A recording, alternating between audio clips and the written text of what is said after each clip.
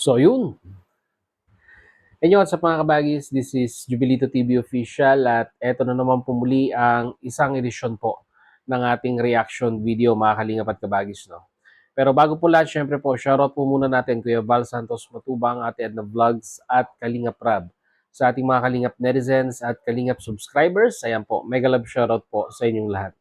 So ito na nga mga kalingap at kabagis, no, for today's reaction video, magawa lang po tayo ng reaction at muli po pagbibigay ng ating personal opinion regarding po dito sa napanood po nating video upload ni Mr. Benty Boy, no? Mga kalingap at kabagis, no? So, shoutout sa iyo, Mr. Benty Boy. At dito po ako po ay labis na nagulat and at the same time po ay nalungkot mga kalingap at kabagis dahil po isa sa mga masasabi po nating matagal nang natulungan at patuloy pa rin naman pong natutulungan ng programa ng Kalingap through Mr. Benty Boy, ito pong si Ma'am Luz, no? Sa matagal na pong nakasubaybay sa community po ng Kalingap ay nasaksihan po natin ang ups and down, no? Nito pong si Ma'am Luz or si Nanay Luz, no? So napakamasiyahing lola, napakalapit po sa Diyos, always praying, ika nga. Although alam po nating may something, pero hindi po yun yung kwan eh. Hindi po yun yung naging dahilan para po sukuan ni Ma'am Luz ang hamon ng buhay sa kanya. No? Meron po siyang isang, kung di po ako nagkakamali, anak-anakan or anak ba talaga? Nakalimutan ko na po. I-correct nyo na lang po kung mga kalingap at kabagis. No? Ito pong si Boogie. No? So medyo naging struggle din po ang buhay ni Boogie dahil nga po sa hirap ng buhay, pa-extra-extra, walang fixed na trabaho. Tapos lately po ay bumuo na rin po siya ng kanyang sariling pamilya. But unfortunately po, itong mga last vlog ni Mr. Benty Boy ay mukhang napabayaan na po ni Boogie, si Ma'am Luz, dahil masasabi po nating gusto niya rin po sigurong bumuo ng kanyang sariling pamilya.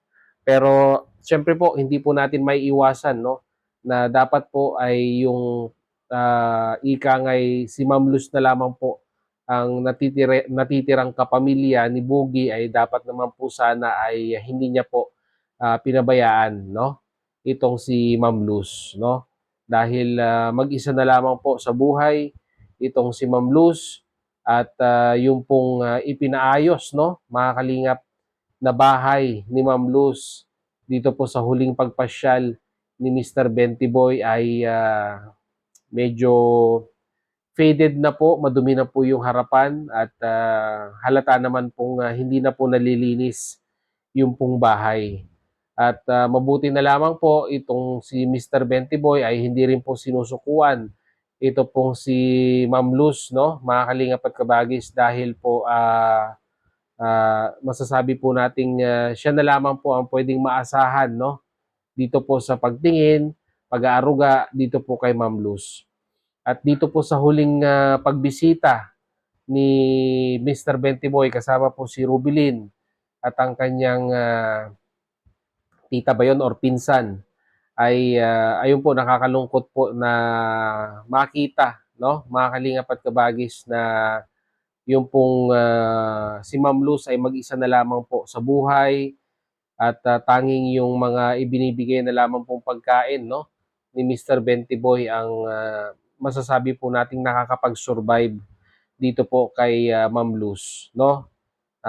Nakakakuan po yung sitwasyon ng kwarto, umuulan pa at that time, may mga tulo yung bahay at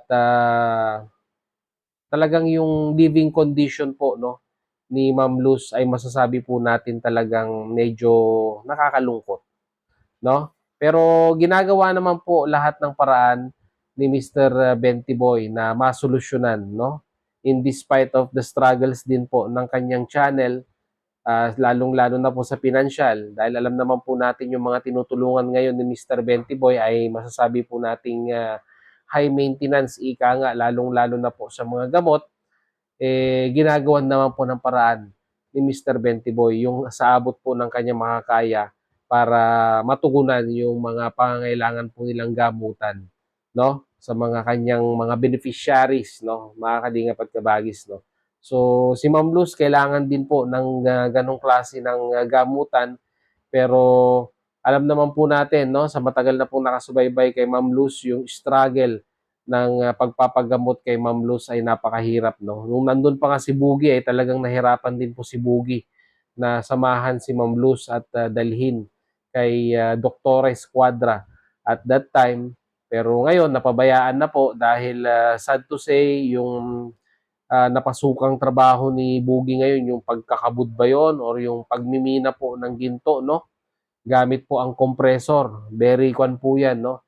Very prominent na uri po ng pagmimina ng ginto diyan po sa parting Camarines, yung pagkakabod at napakadelikado po niyan mga kalingap at kabagis. At balita nga po ni Mr. Bentiboy ay parang nalason itong si Boogie at mabuti na lamang po ay naagapan ng kanyang mga kasamahan at naiahon, no, sa ika nga'y eksaktong moment para maiwasan pa yung mas malaking damage na pwede po sanang makuha ni Boogie dito po sa ganitong klase po ng trabaho, no?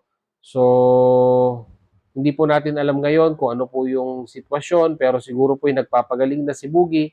Pero yun nga po, yung sitwasyon ni Ma'am Luz ngayon ay talagang nakakalungkot, no?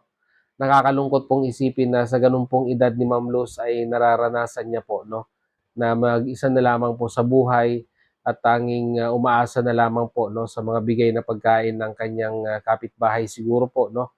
And at the same time, ito pong si Mr. Bentiboy, no? Hindi naman po lahat ng oras nandiyan si Mr. Bentiboy para po matutukan, no, yung pang-araw-araw na pangangailangan po ni Ma'am Luz. Pero uulitin ko po, gumagawa naman po ng paraan ito pong si Mr. Bentiboy mga kalingap at kabagis, no, para po tuluyan pong ika nga ay maibsan yung kalungkutan at yung pang-araw-araw na pangangailangan po ni Ma'am Luz, no?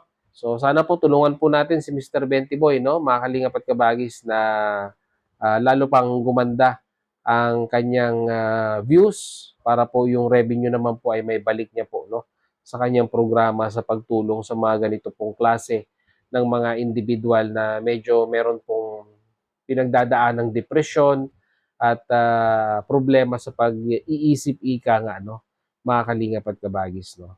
So, hihiram po tayo ng mga konting video clips or highlights, no, doon po sa pagpasyal ni Mr. Bentiboy, doon po sa bahay ni Ma'am Luz. At pagkatapos po noon ay mag-comment po kayo sa ating comment section kung ano naman po ang inyong may bibigay na advice kay Mr. Bentiboy sa kanyang pagsubok na pinagdadaanan ngayon sa kanyang mga beneficiaries.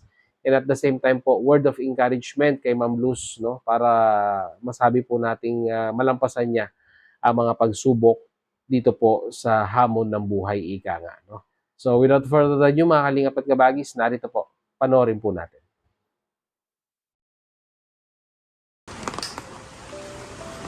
Hala, nadulas yata si Ma'am Luz.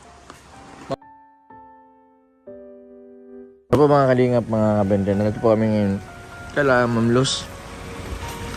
Napasugod po ako kasi nag-message po sa aking asawa ni Boogie. Yan, si Boogie daw po ay na poison sa minahan.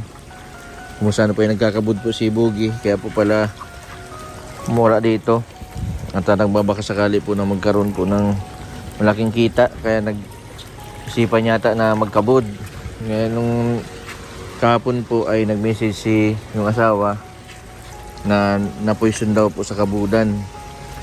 Tatanungin natin si Ma'am Luz kung nandito si Boogie. Parang wala dito si Boogie. Boogie?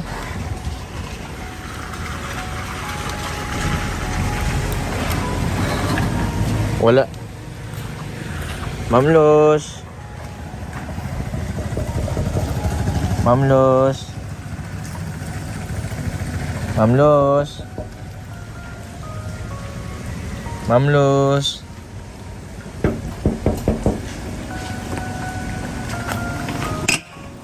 Ma'am Luz.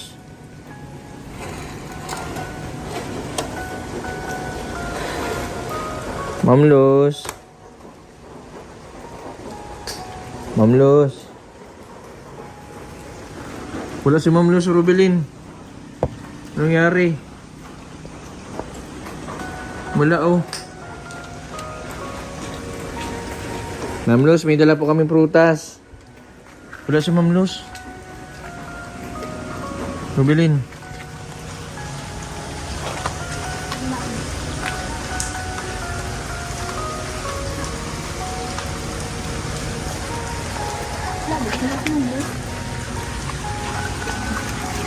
Nakatago lang yun dyan minsan ay.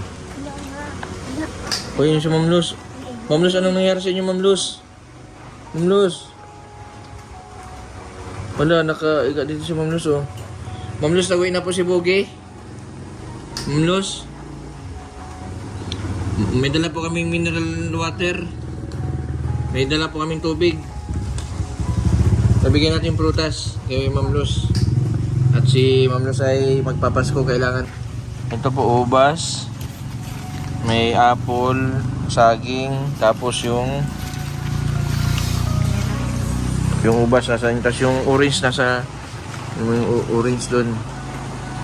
Ma'am Luz, ito po. Ano po ito, ubas. May sumbong na naman si Ma'am Luz. Ito. Nasaan po si Bogi? Nag-message sa akin yung ano ay yung asawa. Ma'am Luz oh.